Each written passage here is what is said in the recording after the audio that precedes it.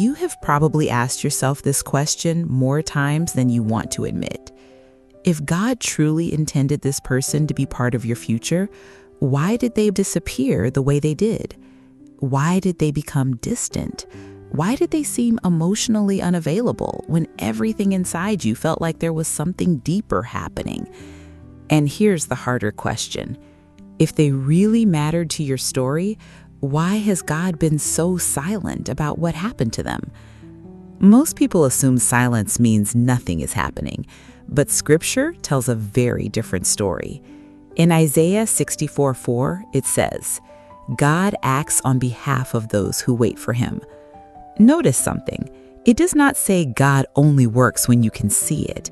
It says he acts, even while you wait, even while you wonder, even while you question everything. And what if that is exactly what has been happening with this person? What if the season that looked empty to you was actually one of the busiest seasons of God's work in their life? Because here is something many people never consider. God often changes people privately before he reveals them publicly. The transformation comes first. The reunion comes later. And that creates a tension most people struggle to understand. Because while you've been praying for answers, God may have been working on the person themselves, not their circumstances, not their schedule, not their location, their heart. And that kind of work cannot be rushed. Think about Saul before he became Paul. The world saw a persecutor. God saw an unfinished story. Nobody watching from the outside could predict what God was preparing in secret. Then one encounter changed everything. What if the person you've been wondering about has been living through their own hidden encounter season? A season nobody talks about. A season where God confronts pride, exposes fear, breaks unhealthy patterns, heals old wounds, and removes things that would have destroyed the very relationship you're praying for. Because sometimes the greatest obstacle is not distance, it is immaturity. Sometimes it is not timing, it is readiness. And readiness cannot be forced. This is where many people become frustrated. They pray for God to bring someone back, but God focuses on changing who they are before changing where they are. The destination matters, but the condition of the heart matters even more. That is why Proverbs 4:23 says, "Guard your heart, for everything you do flows from it." God knows that a changed heart creates a different future. A healed heart creates different decisions. A mature heart creates different relationships. Which brings us back to the question, could the silence have been hiding a transformation? Could the absence have been concealing preparation? Because there is a detail many people miss. Sometimes when God removes someone temporarily, it's not rejection, it's construction. Construction is rarely exciting when you're standing outside the building. You hear noise, you see delays, you wonder why nothing appears finished. But inside, progress is happening every day. And I believe there are viewers watching right now who have sensed this tension for months. You could not fully let go, yet you could not fully understand why. Part of you felt the story was unfinished. Part of you wondered if you were simply holding on to false hope. So let me ask you something. Have you ever noticed that every time you tried to completely close the door emotionally, something happened that made you pause? A reminder, a memory, a conviction, an unexpected thought. Not enough to answer everything, just enough to keep the question alive. Why? Why has this remained on your heart after all this time? Before we go deeper, I want you to participate in this moment. If this message already feels connected to something you've been carrying privately, comment the word waiting below. Not for me, as an act of agreement with what you believe God is revealing in your own life. Because in the next part, we're going to uncover the hidden signs that God may have been changing them in ways you never expected. And one of those signs surprises almost everyone. There is something interesting about real transformation. It rarely announces itself.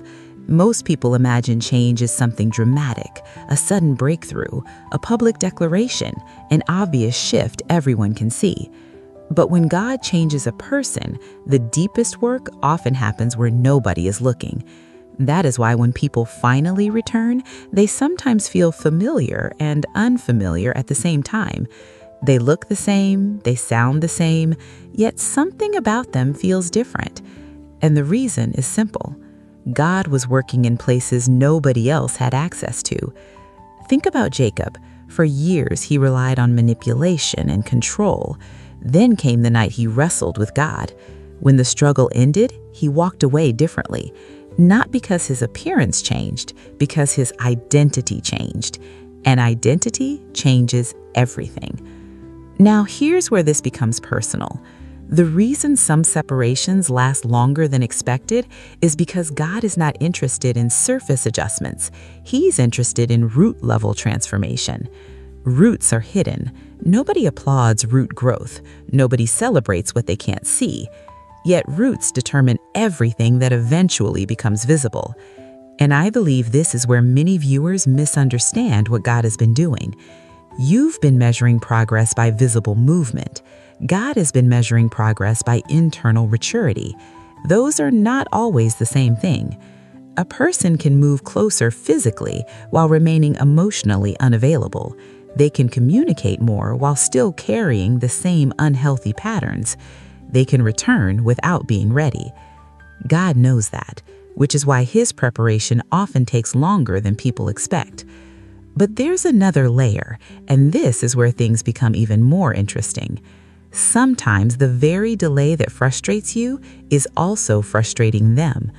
Many assume they are the only one struggling, the only one waiting, the only one asking questions. But what if God has been allowing this season to expose things in both lives? Because preparation is rarely one-sided. While God works on them, He often works on you too. Not because you caused the separation, but because every future blessing requires future capacity. There are conversations you could not have handled before, boundaries you could not have maintained before, wisdom you did not possess before, discernment you had not developed before. God prepares both sides for what comes next. That is why Romans 8:28 says, "And we know that in all things God works for the good of those who love Him." Notice the phrase all things. Not some things, not only the pleasant things, all things, including confusion, including delays, including unanswered questions, including seasons where nothing seems to make sense. God has a way of using what feels wasted. Now, let me share something that many people overlook. One of the strongest indicators that God is changing someone is not what they start doing, it is what they stop doing. The old habits begin losing their grip. The old distractions lose their appeal. The old mindset becomes uncomfortable. The things that once felt normal no longer fit. And often this process feels messy because God does not simply add new things, He removes old things first. That removal process can feel painful, sometimes lonely, sometimes confusing, but it creates room for growth. John 15 verse 2 says, "Every branch that does bear fruit, He prunes so that it will be even more fruitful." Pruning is not punishment. Pruning is preparation. And what if that is exactly what has been happening? What if God has been pruning areas of their life that would have damaged the future He intends? What if He has been exposing motives they never questioned before? What if He has been teaching lessons they refuse to learn any other way? Because there is something many people discover only after the waiting season ends. The person who returns is often not the same person who left, not because they became perfect, but because they became teachable, and teachability changes everything. Yet there is still a question hanging in the air. If God truly changed them in silence, how will you know they are coming back ready? Not perfect, not flawless, ready. Because readiness and perfection are not the same thing. God never waits for people to become perfect. If he did, none of us would ever be used. What he looks for is a heart that has become willing, a heart that has become teachable, a heart that has finally surrendered. And that is usually the first sign. The person who returns ready does not come back trying to control everything. They do not come back demanding. They do not come back operating from the same pride that once created distance. There is humility where there used to be resistance. There is clarity where there used to be confusion. There is consistency where there used to be instability. The evidence appears before the explanation. The fruit appears before the speech. Jesus said in Matthew 7, verse 16, "By their fruit you will recognize them." Notice that he did not say you would recognize them by promises. He did not say you would recognize them by emotional words. He said fruit. Fruit takes time to grow. Fruit reveals what is happening beneath the surface. And that is why discernment matters so much in this season. Because some viewers have been waiting for a sign from heaven while God intends to show them evidence through character. Character is difficult to fake over time. Transformation leaves fingerprints.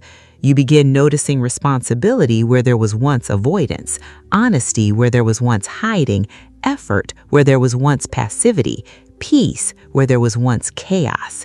These are the things that matter. These are the things that reveal whether God's work has truly taken root. But there is another revelation I believe someone watching needs to hear. Sometimes God changes a person in silence because he wants the change to belong to him, not to pressure, not to fear, not to manipulation, not to circumstances, to him. Real transformation is strongest when it comes from conviction rather than coercion. And perhaps that is why this season unfolded the way it did, because God was protecting something, not only your future, not only their future, the foundation itself.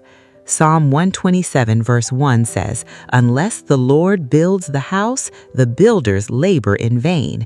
Many relationships struggle because people rush to build what God has not yet finished preparing.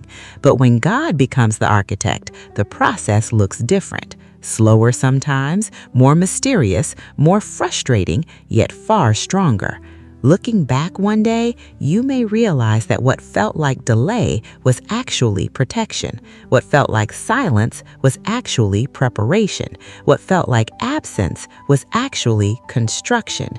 And that brings us back to the central question. Why did God allow all this time to pass?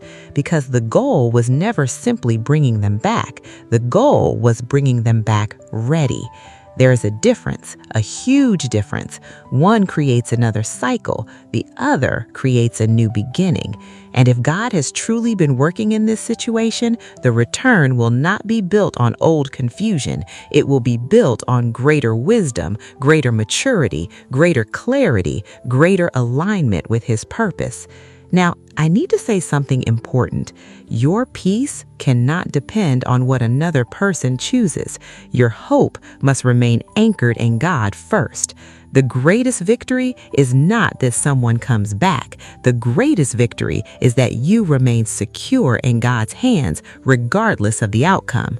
Isaiah 26 verse 3 says, "You will keep in perfect peace those whose minds are steadfast because they trust in you."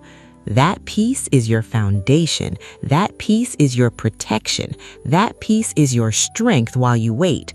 And sometimes the most beautiful surprise comes when you stop chasing answers and start trusting God's timing.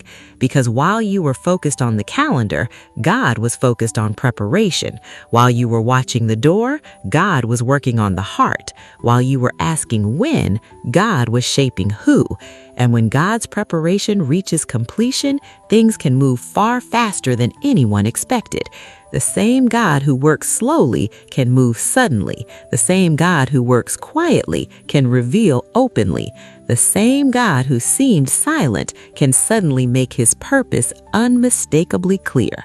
So, if this message spoke directly to your heart today, I want you to comment one word below: ready. Let it be your declaration that God's preparation more than your own timeline. If this message encouraged you, subscribe to the channel and become a part of this growing community of believers seeking God's wisdom for relationships, purpose, and spiritual discernment. Like this video and share it with someone who has been questioning what God may be doing behind the scenes in their life. And don't forget to explore the playlist in the description box, where you'll find more messages designed to help you recognize God's timing, understand spiritual preparation, and walk confidently through seasons of waiting. Until next time, remember this: God's silence is not his absence, and his delays are not his denial. Sometimes he is simply preparing what you cannot yet see, and when the preparation is complete, the story often makes sense in ways you never imagined.